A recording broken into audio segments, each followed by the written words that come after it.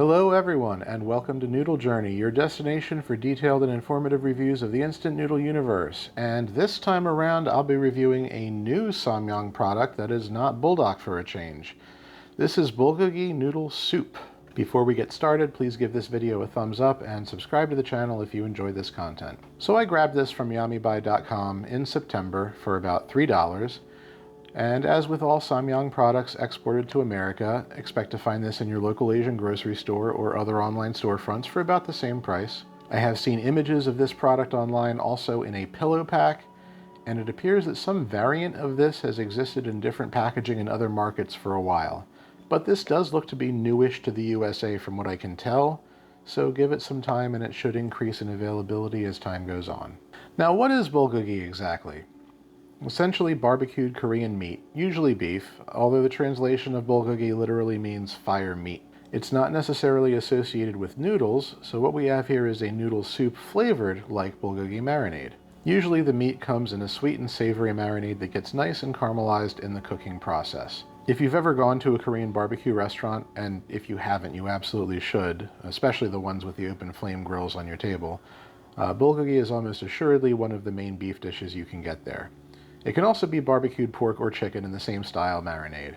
But worry not if you don't eat meat. This bowl is artificially meat flavored and actually appears to be vegan unless I missed something on the label.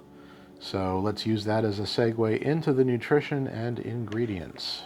This bowl contains 1,590 milligrams of sodium, which is not in the realm of terrible for instant noodles.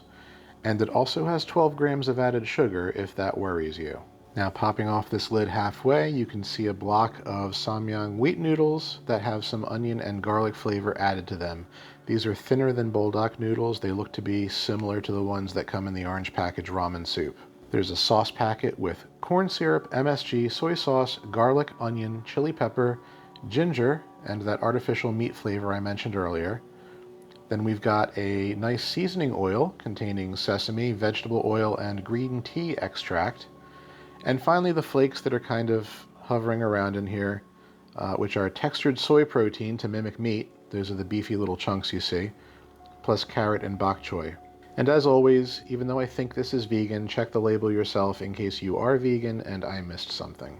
Let me go cook this and I'll be right back. All right, and here we are. And as you may be able to see, the noodles sucked up quite a bit of water from the fill line. So this isn't going to be as soupy as the package promises. And now we stir in the sauce and the oil.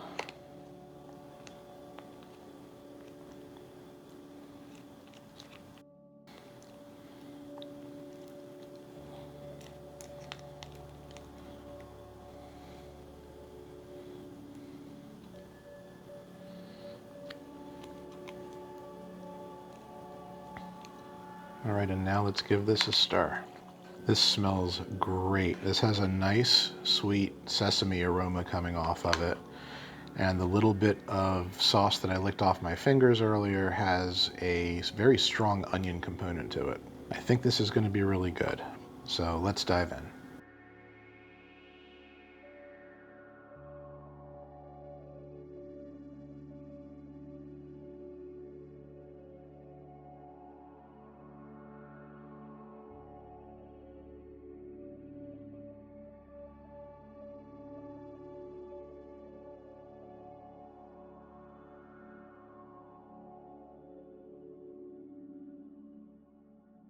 Okay, noodles first. Typically bowl noodles are inferior in quality to the ones in the pillow packs, as a general rule, but these are pretty good.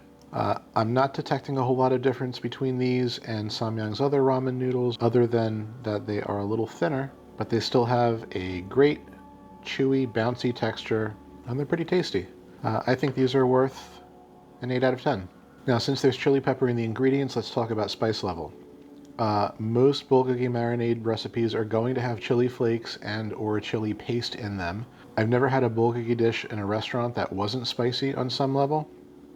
And so here we have just a tiny little zing to it. I think it's kind of barely noticeable to somebody who's spice tolerant. I think if you're spice intolerant, this might hit you at about a 1.5 out of 10 on a spicy scale. and so that's what I'm going to give this. 1.5 out of 10 for spice.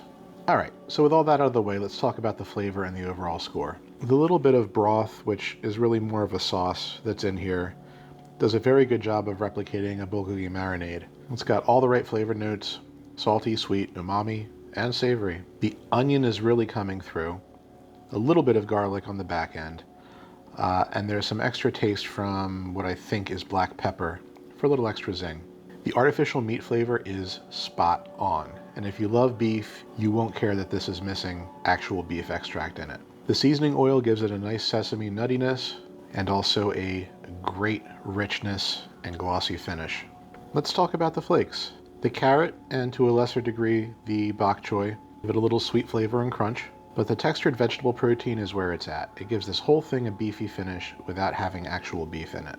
I always like when a company uses these when exporting real meat is not an option. It really takes some of the sting away from the concession of artificial meat flavoring when you have something that still feels and tastes like meat in here. I also feel like the major hurdle for this is turning a barbecue marinade into a soup. Even though the top of the packaging calls this a noodle soup, I would say this is a sauced noodle. So in that regard, I think this is a successful transition. Do I have any complaints? Not really. It's a tad sweet, which is a normal component in a bulgogi marinade.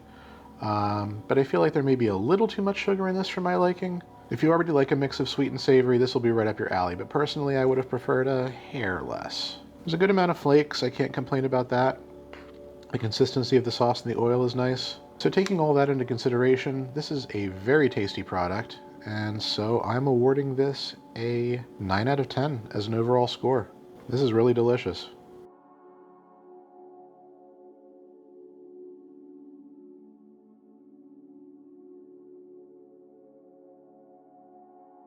While I think Samyang could have cut the sugar in half and still had a delicious result, this is worth buying if you already like bulgogi, or if you've never tried it but you like the flavors I described.